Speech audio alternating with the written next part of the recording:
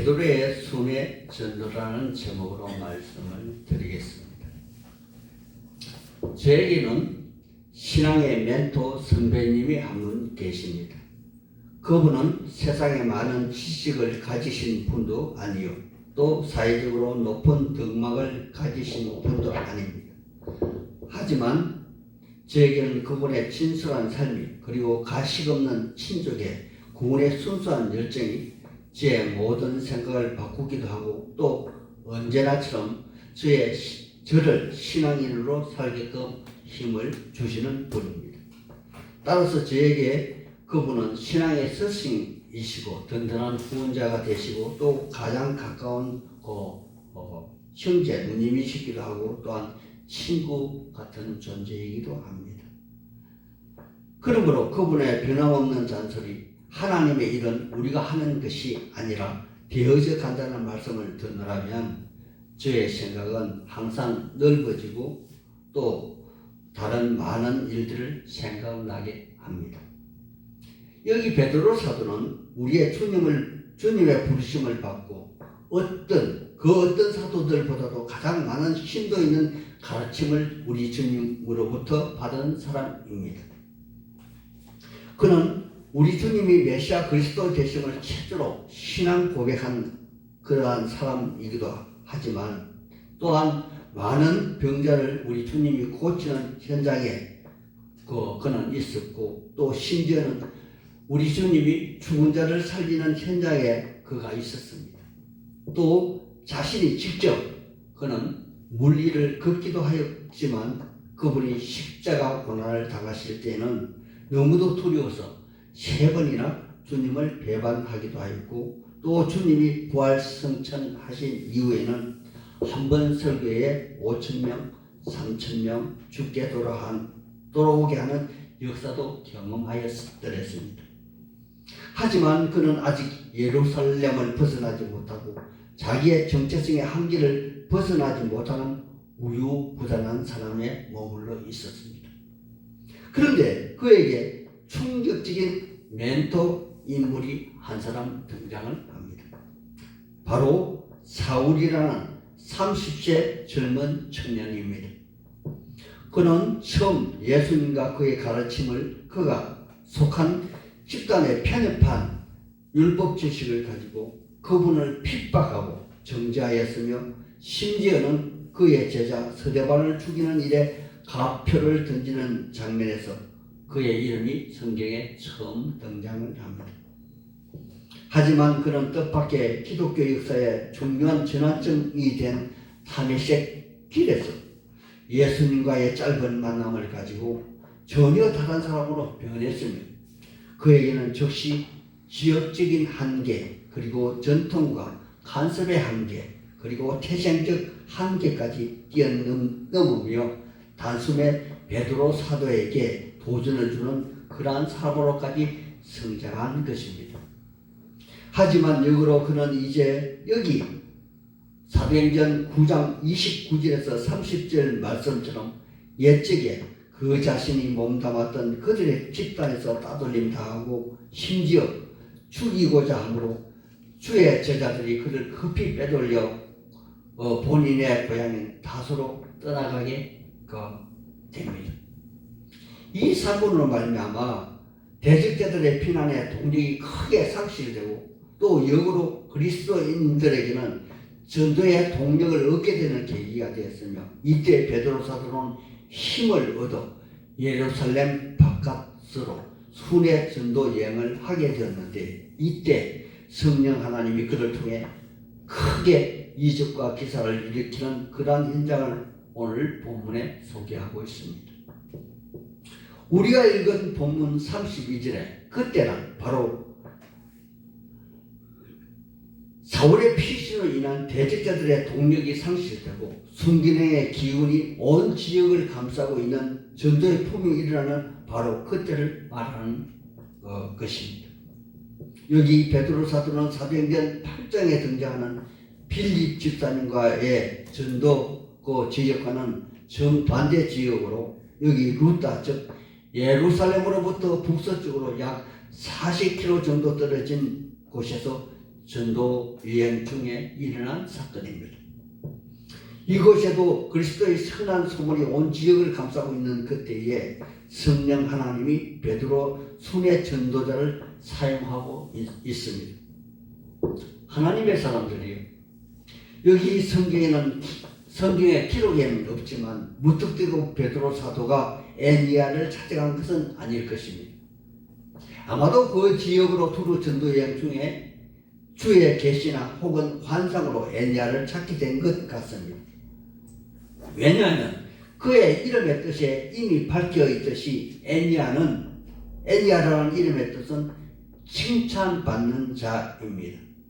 그러므로 그는 선한 사람으로서 하나님의 은혜를 입기에 합당한 자로서 만약 그에게 주의 선한 능력이 임하여 그 지역 누구나 알고 있는 정말 오래된 병에서 치유함을 받는다면 전도의 문이 활짝 열리게 될 것은 불을 보듯 뻔한 그러한 상황이었습니다. 바로 성령 하나님은 전도를 위해 베드로 사도와 애니야를 시적절하게 사용하고 계시다는 것입니다. 그래서 본문을 기록한 누가는 의도적으로 여기 본문에 칭찬받는 자 애니야를 병상에 누운 지 8년이나 되었다고 그렇게 시간을 기록하고 있으며, 또한 베드로 사도의 치유 행위가 우리의 예수님이 마태복음 9장 6절에 중풍병자를 치유하는 방식으로 내 제사함을 받았으니 내 침상을 가지고 가라 하신 말씀을 의도적으로 오버랩시켜 연상하게 하는 그러한 방식을 택하고 있는 것은 아닌가 저는 생각해 보았습니다. 하지만 여기서는 오래된 중풍병자 애니야를 치유한 그러한 사건은 루다의 살은 평야로 뻗어가는 메아리처럼 또 다른 엄청난 사건을 일으키게 하는 하나의 전저 현상으로 사용되고 있음을 우리는 오늘 본문에서 알게 됩니다. 바로 그때에 약 18km 정도 떨어진 지중해 이란 요파라는 곳에 한 사건이 발생을 합니다. 36절에 그때에 다비다라는 여제자가 있으니 그의 이름을 번역하면 돌아가라. 그가 선행과 구제가 심히 많았더라. 그렇게 기록하고 있습니다. 하나님의 사람들이여, 여기 본문에 그에 대한 설명에 대한 아주 중요한 단서 몇 가지를 먼저 제공하고 있음을 우리는 압니다. 앞서 제가 애니야를 소개할 때 그 이름의 뜻은 그가 칭찬받는 자라는 이름의 뜻을 설명하였는데, 그 칭찬받는 이유를 여기에서 먼저 제공하고 있다는 것입니다. 그는 선행과 구제를 심히도 많이 했다는 것을 여기 본문에 강조하고 있습니다. 그러므로 당연히 다비다 돌아가는 칭찬을 받아 마땅한 사람이었음을 말해주고 있는 것이죠. 그 이름의 뜻은 히브리어로, 다비다라는 뜻은 히브리어로 다비다이고, 헬라어로는 돌아가는 그런 이적으로 표기한 그의 이름의 뜻은 아주 선하고 또 크고 아름다운 눈을 가진 꽃사슴, 즉 우리가 흔히 목가적 풍경을 연상하는 시편 23편에 여호와는 나의 목자시니 그가 나를 푸른 초장 맑은 물가로 인도하시도다 할 때 그 한 마리 아기 꽃사슴을 연상하게 하는 것처럼 평안함을 주는 그러한 이름을 가진 그 여제자입니다. 또한 그 이름을 가졌을 뿐만 아니라 그에게 아주 강인한 의지를 가진 사람으로서 성경의 처음이자 마지막으로 사용되는 여제자라는 호칭을 그가 가지고 있는 인물이기도 합니다. 하나님의 사람들이요, 여기 제자는 단순히 믿는 성도를 일컫는 것이 아니라 누가복음 14장 25절 이하에 우리 주님이 제자 되는 길을 알려주신 것처럼 베드로와 야곱과 요한처럼 부모와 형제와 자식을 버리고 또한 배와 거물까지 버리고 심지어는 자기 목숨까지 미워하는 자로서 그의 모든 것을 버려두고, 아니면 부자 청년 우리의 주님이 말씀하신 것처럼 모든 재산을 가난한 자와 궁핍한 자를 위하여 나누어 주고 일평생 결혼도 포기한 채 주님의 가르침을 따라 살아가는 그러한 사람임을 암시해 주고 있는 그러한 장면이 아닙니까? 그런데 그녀가 병이 들어 죽은 것입니다.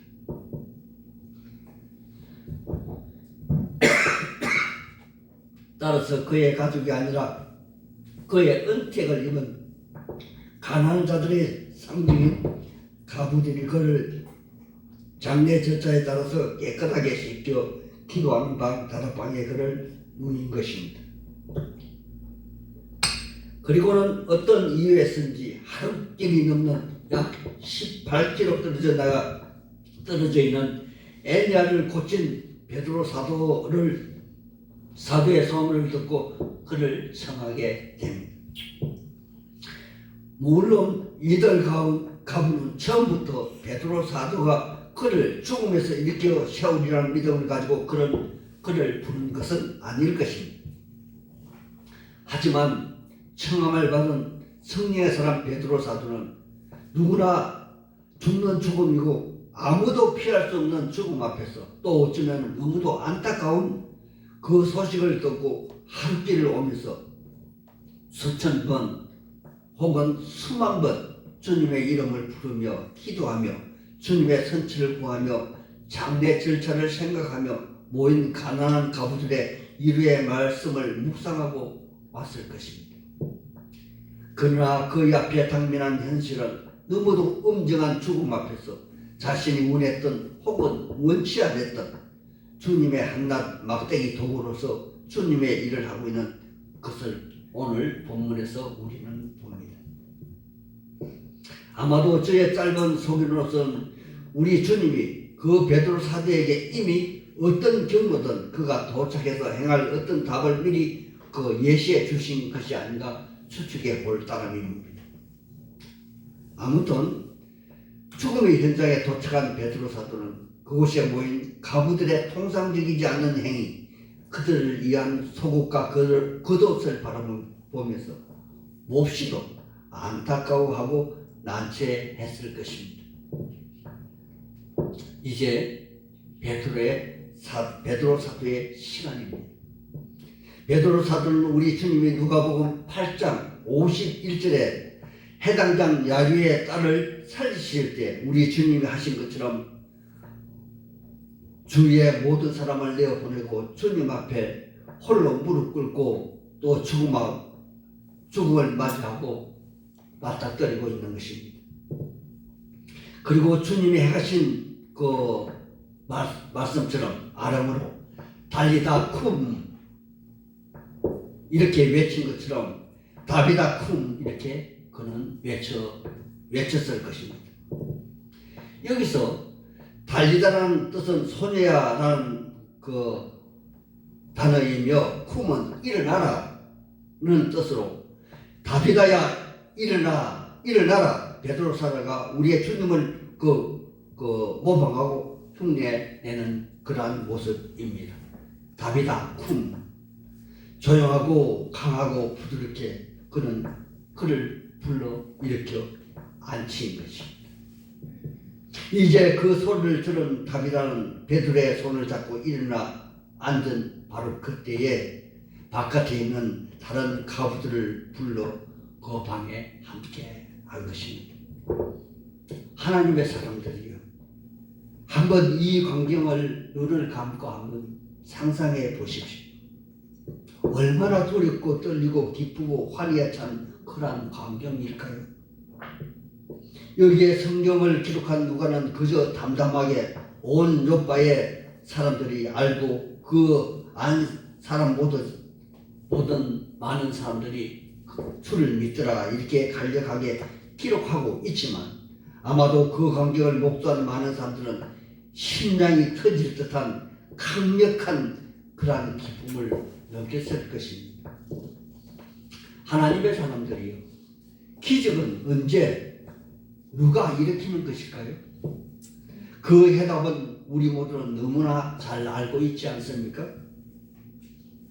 기적은 여호와 하나님이 당신의 영광을 위하여 그리고 그분의 뜻에 따라 전도의 미리라는 방법을 몸으로 우리 사람들이 몸으로 실천할 때 바로 그때에 성령 하나님이 기적을 일으키는 것입니다. 만약 이 당시 베드로 사도가 주님을 알게 하신 사실로 자기의 이름을 알리고자 했다면 그 도로가를 일으키는 장면은 그곳에서 있는 사람들뿐만 아니라 주위의 사람들 많이들 오라고 그렇게 초청을 하고 난 이후에 큰 소리로 당당하게 답이다 쿵 하고 근엄하게 그렇게 말을 했을 것입니다.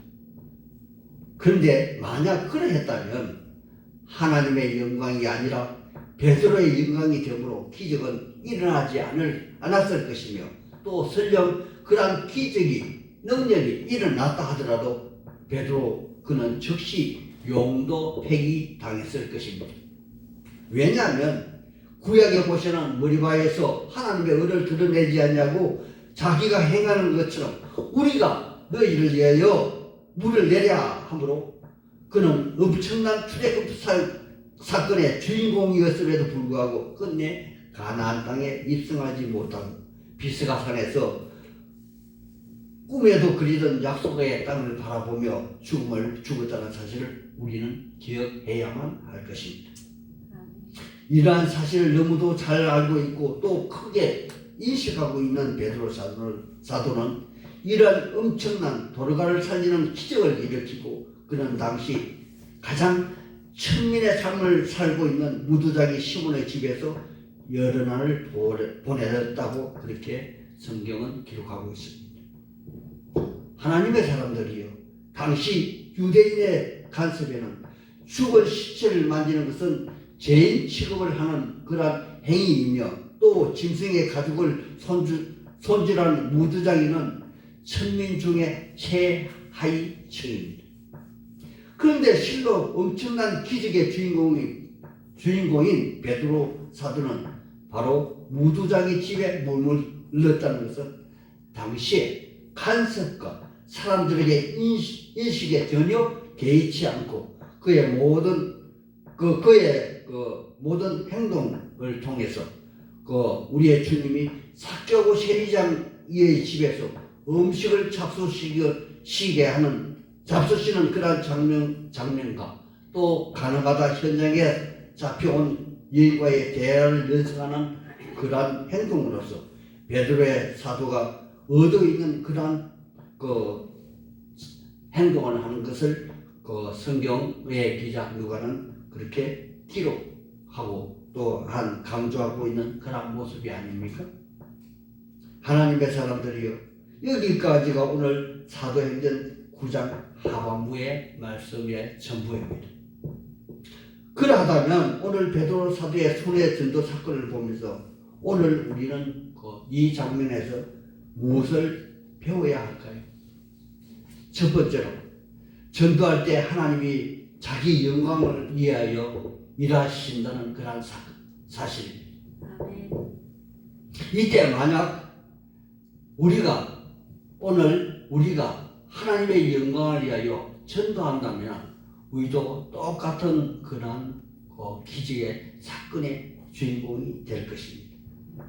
또한 만약에 그 영광의 사람이 자신이 그 영광을 자신이 차지하게 된다면 그는 앞서 말씀을 드린 대로 곧바로 용도 폐기되고 이단으로 빠지든가 아니면 모세처럼 자기가 모든 일을 행하였으나 그 열매를 자기가 먹지 못하게 될 것입니다.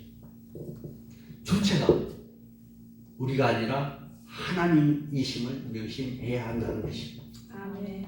두 번째, 선한 삶을 살게 되므로 사람들에게까지 칭찬을 받게 된다면 그는 하나님이 기억하시는 그러한 사람이 분명하다는 것입니다. 세 번째, 우리는 이 땅에 국한된 그러한 사람이 아니라 저 천국의 본향이 있는 그 하나님의 사람으로서 하나님의 영광을 위하여 쓰임을 받는 그러한 존재로서 겸손한 삶을 살아야 한다는 것입니다. 아멘. 그러므로 우리 모두는 이 땅의 평가에 너무 연연하지 마시고 항상 저 천국에 있는 본향을 생각하며 그러한 그 삶을 살아가야 할 것입니다. 아멘. 이러한 축복이 있기를 우리의 주님 이름 받들어 축원하고 축복하는 바입니다. 아멘. 아멘.